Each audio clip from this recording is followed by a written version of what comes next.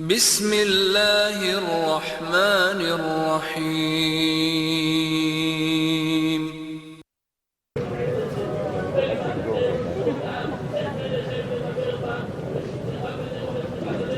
Parmi tous les peuples mentionnés dans le Coran, Bani Israël, les enfants d'Israël, occupent une place singulière. Ils y apparaissent plus de 40 fois, bien plus que tout autre groupe humain. Leur histoire y est évoquée avec insistance, sous différentes formes: récits, dialogues, rappels, admonestations.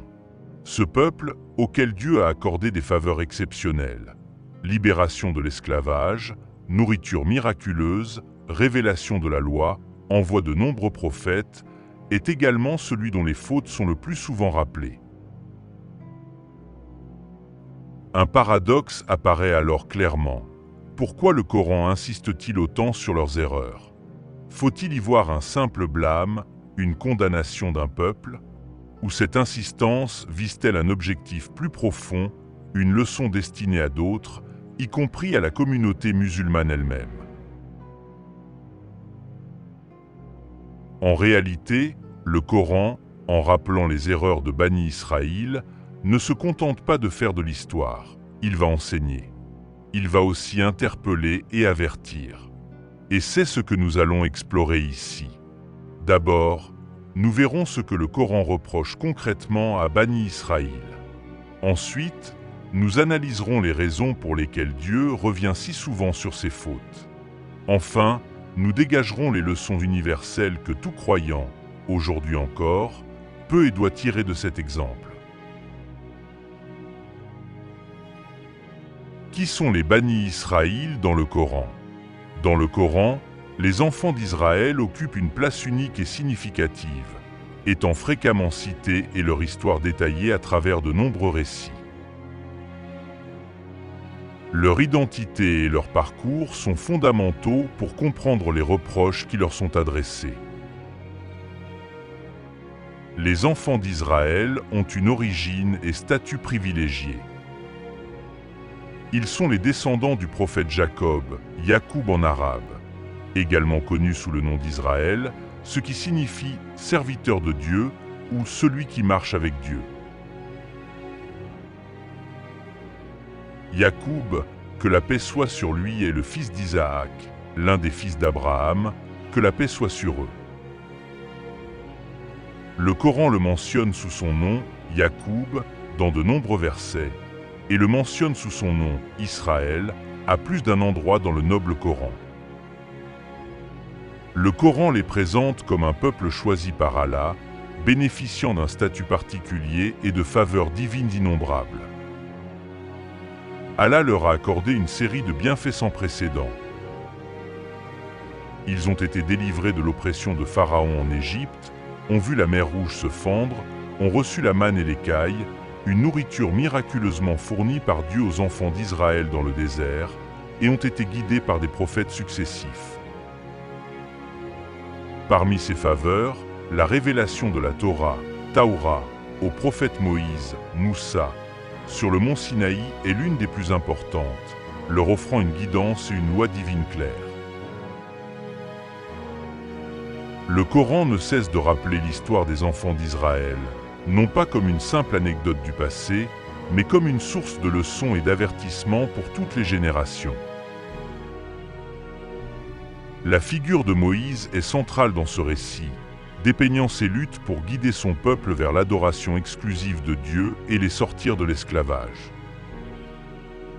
Après Moïse, de nombreux autres prophètes ont été envoyés aux enfants d'Israël pour les remettre sur le droit chemin, les exhorter à la justice et à la fidélité à l'alliance divine.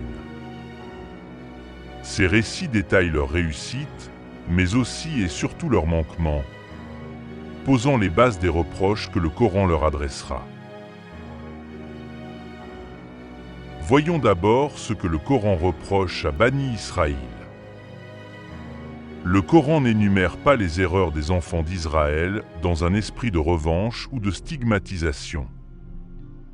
Il propose plutôt une lecture spirituelle et morale de leur histoire, pour en tirer des enseignements valables pour toute communauté croyante. Ces reproches, récurrents et variés, s'organise autour de 5 grands axes. Il y a d'abord une série de bienfaits oubliés. Dès les premières pages de la sourate Al-Baqarah, le Coran rappelle que Dieu a comblé les enfants d'Israël de bienfaits exceptionnels. Il les a délivrés de l'oppression de Pharaon, leur a envoyé la manne et l'écaille dans le désert, et leur a donné un guide éminent en la personne de Moïse, Moussa. Le Coran leur dit « Ô enfants d'Israël, rappelez-vous mon bienfait dont je vous ai comblé. » Sourate Al-Baqarah 2, verset 47. Mais cette reconnaissance n'a pas duré. Un passage célèbre illustre ce revirement. Malgré la nourriture miraculeuse accordée par Dieu, ils réclament des mets ordinaires, se plaignant comme s'ils n'avaient rien reçu d'exceptionnel. Le Coran leur rappelle leurs propos. Nous ne pouvons plus endurer une seule sorte de nourriture. Invoque donc pour nous ton Seigneur, qu'il fasse sortir pour nous de la terre des légumes, des concombres, de l'ail, des lentilles et des oignons. Ce premier reproche est une ingratitude tenace, un oubli des faveurs divines. Le Coran met ici en garde contre la facilité avec laquelle l'homme banalise le don lorsqu'il devient habituel. Il y a ensuite la rupture de l'alliance. Les enfants d'Israël avaient contracté une alliance avec Dieu, respecter la loi, pratiquer la justice, être fidèles au message. Cette alliance sacrée fut pourtant rompue à maintes reprises. Et rappelez-vous, lorsque nous avons pris l'engagement des enfants d'Israël, n'adorez qu'Allah. Faites le bien envers vos parents, les proches, les orphelins et les pauvres.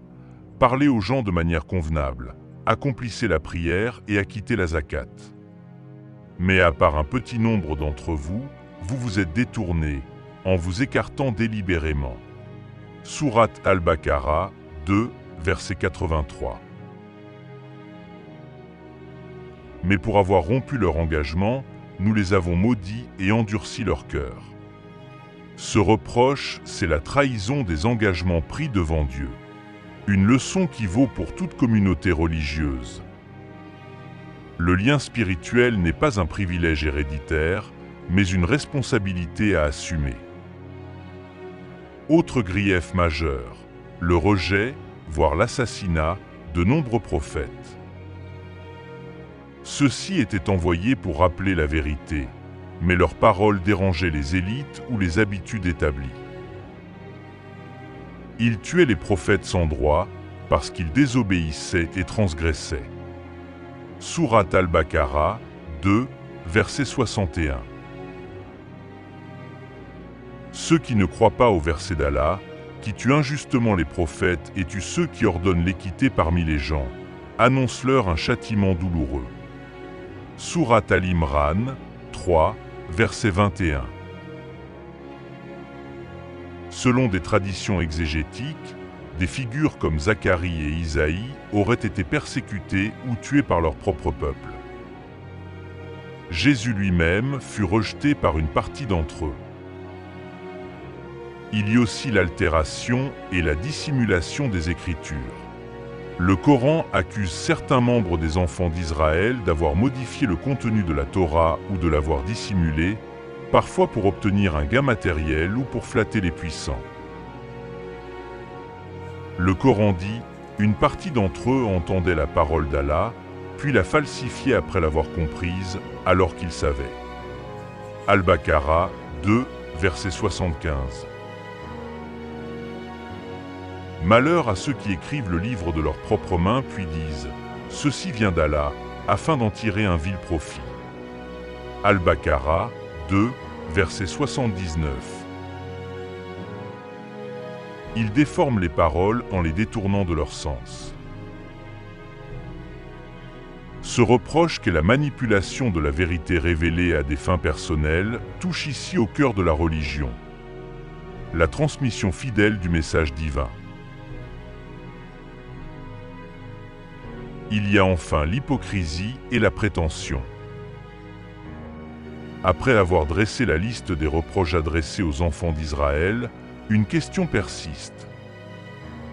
Pourquoi le Coran insiste-t-il autant sur ces erreurs passées ?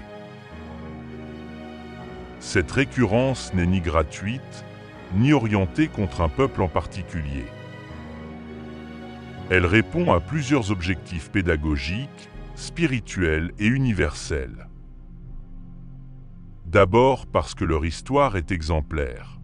Le Coran évoque Bani Israël non comme une exception, mais comme un miroir pour toutes les autres communautés.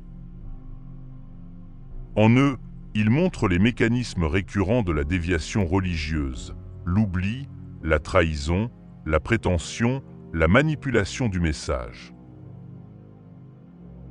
Et nous vous avons choisi au-dessus des mondes. Al-Baqarah 2, verset 47. Et nous avons fait d'eux des exemples pour les autres peuples. Ce rappel incessant agit donc comme une leçon pour les musulmans eux-mêmes, mais aussi pour l'humanité entière. Le message est clair, nul n'est à l'abri de ces dérives. Ce n'est pas une dénonciation ciblée, mais un appel à la vigilance universelle. Cette insistance cherche aussi à prévenir les mêmes erreurs chez les musulmans. L'un des objectifs majeurs du Coran est de prévenir. En racontant les erreurs passées, il veut éviter leur reproduction. L'histoire des enfants d'Israël devient alors une parabole adressée aux croyants de toutes les époques. Ne soyez pas comme ceux qui dirent « Nous avons entendu », alors qu'en réalité, ils n'entendaient pas. Dans plusieurs versets, Dieu met directement en garde la communauté musulmane. Ne vous croyez pas immunisés, ce qui est arrivé au précédent peut aussi vous arriver. Exemple contemporain. Certains musulmans pensent être sauvés simplement parce qu'ils sont nés dans une famille musulmane, sans effort spirituel.